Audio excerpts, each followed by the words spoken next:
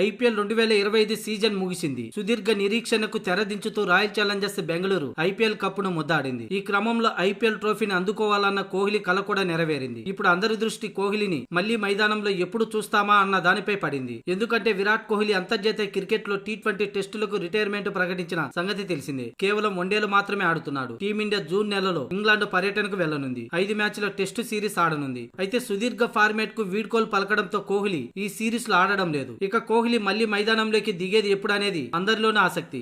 ఆగస్టులో భారత జట్టు బంగ్లాదేశ్ లో పర్యటించనుంది. ఈ పర్యటనలో ఆతిథ్య బంగ్లాదేశ్ తో 3 వన్డేలు ఆడనుంది. ఢాకా వేదికగా ఆగస్టు 17న తొలి వన్డే, రెండో వన్డే ఆగస్టు 20న, మూడో వన్డే ఆగస్టు 23న జరుగుతాయి. కానీ ఆ దేశంలో అశాంతి కారణంగా భారత జట్టు అక్కడ పర్యటించకపోవచ్చనే వార్తలు వస్తున్నాయి. ఒకవేళ బంగ్లాదేశ్ తో సిరీస్ రద్దయితే మాత్రం కోహ్లీని చూసేందుకు అక్టోబర్ వరకు ఆగాల్సిందే. భారత జట్టు అక్టోబర్ లో ఆస్ట్రేలియా పర్యటనకు వెళ్లనుంది. 3 మ్యాచ్ల వన్డే సిరీస్ లో భారత్ ఆస్ట్రేలియా జట్లు తలపడనున్నాయి. తొలి వన్డే పెర్త్ వేదికగా అక్టోబర్ 19న, అడిలైడ్ వేదికగా రెండో వన్డే, సిడ్నీ వేదికగా మూడో వన్డే జరగనుంది. అయినా కూడా విరాట్ కోహ్లీ నేరుగా లండన్ నుంచి ఆస్ట్రేలియాకు చేరుకుంటాడు. ప్రస్తుతం ఐపీఎల్ సీజన్ ముగియడంతో 2 రోజుల్లో విరాట్ కోహ్లీ లండన్ కు వెళ్లిపోనున్నాడు. ఎందుకంటే లండన్ లో తన నివాసాన్ని ఏర్పరచుకొని కొన్ని నెలలుగా ఫ్యామిలీతోనే అక్కడే ఉంటున్నాడు.